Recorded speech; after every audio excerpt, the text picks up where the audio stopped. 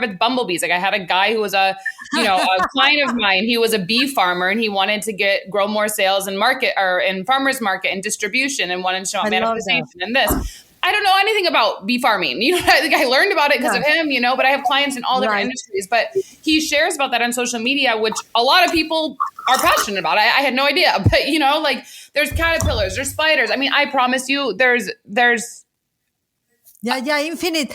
I love that. When I'm opening my mastermind, and you should come as a speaker one day. I'm publicly inviting you to be a speaker too. I love. Because, people think that I don't know where people forgot God is infinite creator and they feel limited by creation. They feel limited but all of the ideas are already out there. No, I just love what you said. There is grass, there's caterpillars, there is the little butterfly. The market of creation is so infinite and it's multi-purpose, right? Like what you said. And well, I could talk to you about this. I think we'll invite you again. We'll do a series of podcasts, just like I'm doing with Shanti Zimmerman and with other of our guests. So people can begin to hear more of your wisdom, because I know you are like fire for social media advice and content. So let me go back for something. Let's go back to the outwitting the government. I'm interested to hear your thoughts because you're such a free thinker, my love. Mm-hmm. Bring it all. This is, Spirituality Now podcast means we're going to be as real as possible. No woo-woo, just what it is. I think that what it is more spiritual than the woo-woo kind of thing. So what does it look like outwitting the government? How could we do it? I was talking to one of my members of my mastermind today. She was sharing that these very beautiful leaders, powerful leaders, are creating things to create their own media platforms, etc., outside of the censorship of the government, etc. So what is it like for you to outwit the government? I love that. And I think I'm going to title this podcast that. I love it. Love that. I've never actually said that before. So it's so funny. That's the first time I've ever said that in my life. But before I get there, one thing I wanted to before I open that box, I wanted to just say two things about creation. So one, if you haven't watched Yvonne's documentary, The United State of Mind, I highly recommend it. But there's a man, I forget his name, but he said, "You are the creator made manifested in the physical." And that's one of the most profound quotes I always return to. Like I return to that quote so many times, it's not even funny, because it goes with a big belief system. But when you think about that, like you are the creator made manifested in the physical, when you look around you, if you just look at your desk, if you look at your car, wherever you are, if you look at every single thing around you, thinking about the materials needed to make it, the distribution, the supply chain, the store that you got it from, the shipping that it got to you. When you just think of that many places of creation, it's infinite. Like there's no such thing as you can't do it. It's everywhere around you. So I think that's one. And then, so back to what you said about the government now. So, when we had the agricultural revolution, that was the first big revolution besides when countries really started to take place, which was back from the United Kingdom. And then, agriculture took place. And then we had different countries. We had different regulations between governments. We had different trade agreements that started to take place. And we started to see separation between countries, of countries that were growing to more what we call developed and less developed. And so from that, we moved into the manufacturing revolution, Still has objects. These are things that we're trading between countries, So it's once it leaves this country, it's on a ship, whatever the trade agreement is of who owns that material once it's in the water, And then it gets to a country, Now we're in the technology revolution where we don't have a physical product that is being shipped, There's no agriculture. There's no, manufacturing, it's space, It's people, it's connection. And now we're really transitioning to the space revolution. Again, we're going into a revolution with even more that there's open space that we haven't even claimed in certain countries, we don't how is that going to work with a mission and this and that? So what I mean that social media or technology in general is just admitting the government is that there physically is not regulations, We have a product, we have a revolution that is occurring where there isn't legislation that can really not connect people, where you can't just not get a visa to get on a Zoom or do this. And now the metaverse even coming, the technology hasn't really caught up for us to fully be, present in that. But as it does, we would be all sitting in a room together right now. You would be seeing my body, seeing here right next to me. It would almost seem like you're with me in the metaverse, That's the hindrance of technology that we're missing, but it's getting up to that. But there's still no product. It's still just space. And no government really has that way, because you're connecting with people all over the world, and there's no jurisdiction because now you don't have land involved. And so it's outwitting the government is just that you no longer can, a government can no longer interfere with our connection with our community. Like it can't do it because the way that it's being designed, it just, there's not a regulation unless we move to like a one world government, which, that's a whole nother conversation that, could also be going on from the creative. I love you see what is, we'll have you back so we can talk about this, because from your perspective, and you have a lot of knowledge on this, and it's an important conversation to have right now, because we are going metaverse, we're going metaverse. Yeah. Our children, are spending most of their time, those who are in the computer or playing Fortnite, Minecraft, in the metaverse already, in a metaverse, in a land that someone else owns that we cannot see. Talking about the unseen, that's why a lot of people are buying, land on the metaverse, which is you're paying money for invisibility, but you are paying for influence in that. So, wow, we could talk about that. So we'll come back to that. So tell me about it. Obviously your body of knowledge and your capacity for creation is so huge, Colleen. You've done books, products, branding. Tell us a little bit, what are you doing right now to support businesses? And then we'll move into what you are creating and how can this inspire the world, okay? Yeah. So how I run my business is actually really exciting. Since I'm a highly creative person, I can't just have like one thing I'm doing at a time. My ADHD just would never allow for that. Like that just would never work for me, and to be a sustainable human. And I think it's, fair for us to admit that about ourselves and realize that these mental health labels are actually things that can empower us, to give us knowledge and wisdom to master our habits and to master our lifestyles. So we can be high performers and high achievers. And so, how I built it is I have 25 online courses that I've sold and created. And so basically what I do is every month I'm launching a program that's, 6 weeks, 8 weeks, 90 days, a year, whatever that it is.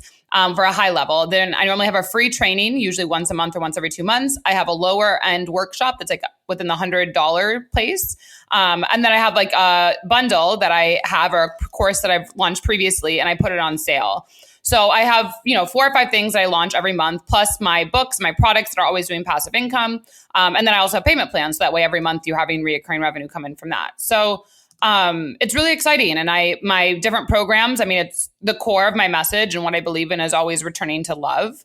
And that became important to me because I had cancer at 14, like Yvonne said. And, I saw the importance of when people didn't live a life they love, what it brought into their last moments on this earth, and I saw a lot of sorry for interrupting you, but I want to say to people, you had cancer at the age of 14. Mm-hmm. And I believe you have created things that some of us at 50 haven't created yet, right? So how was that experience of you having cancer? We have never spoke about, we have spoke about it privately, but how was the impact in your life and what you want to create, knowing that you had cancer?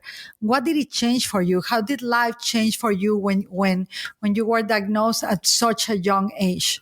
Yeah. So I don't really think you understand at 14. Like, I don't think you get it, you have surgeries, you have biopsies, you have special doctors. I had a unique case, but I was told I'd be on medication for the rest of my life, and that when I wanted to become pregnant, it would be challenging for me. And so, from a young age, you're like, oh, medication every day and pregnancy, like whatever. You don't really think about it. But from that, what was birthed is that I always wanted to adopt a child.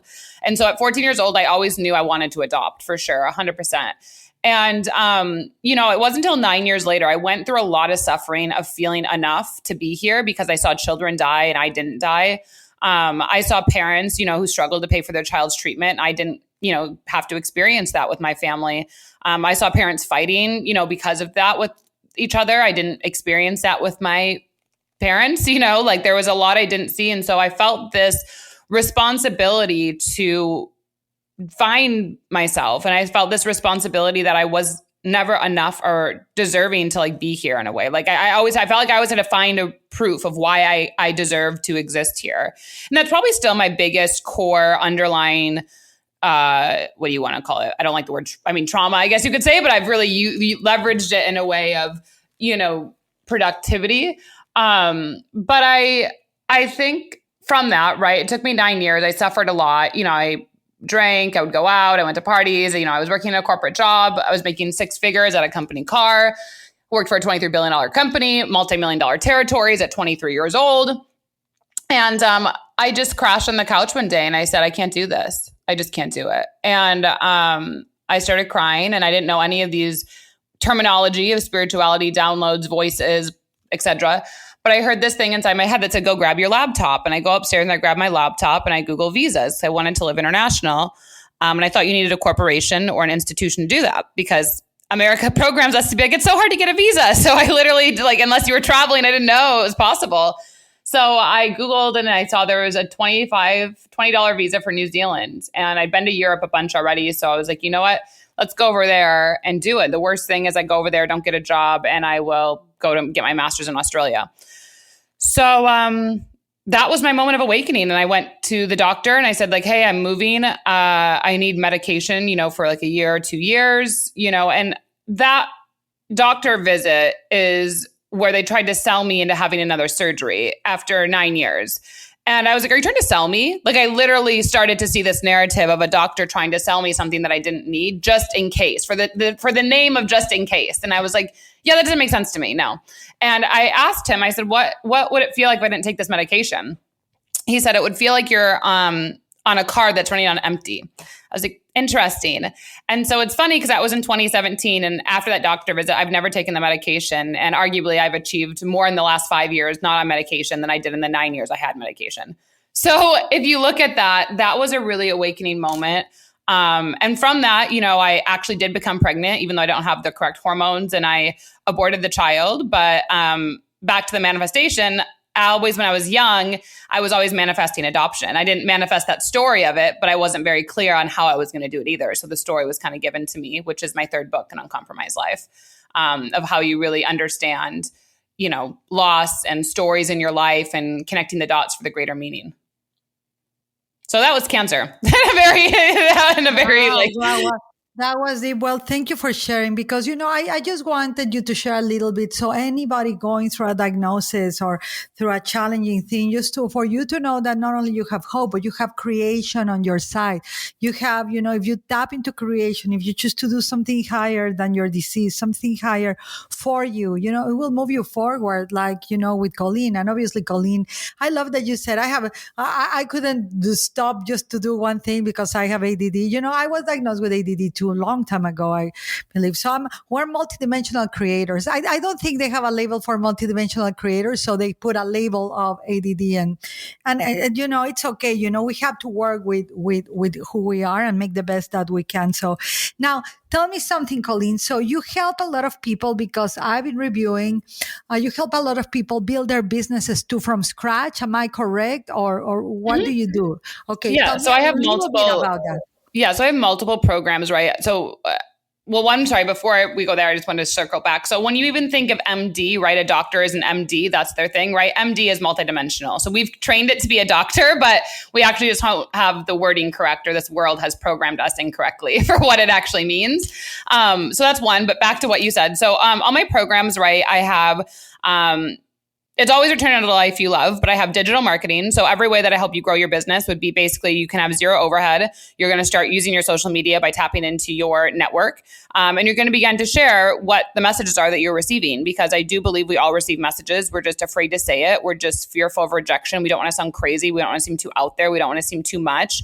But those are all messages. And so even that in itself, just sharing it. And from that, what I help you do is create an offering. So an offering, right, is solving someone's problem. And when you have a brand or an organization, right, usually the best way to have an offering is looking at what problems you've solved. And I think as people, we don't give ourselves enough credit how many problems we solve in a day easily, fluidly, without even thinking. And so we look at that and then we say, okay, so these are the solution that you do. This is your offering. You've already done it in your life, time and time again. And then, let's create it as a service or product or membership. And then, basically we start posting and we have that as a link, or we have that as an offering, and people just pay you money through PayPal or Stripe. It's a very simple, process. It's just more of the mindset of getting you into that availability that you are worthy and deserving to be compensated for the experiences in your life. I was just making some notes here. That's very powerful. So, so for business building, for brand building, for social media counsel, for everything that is really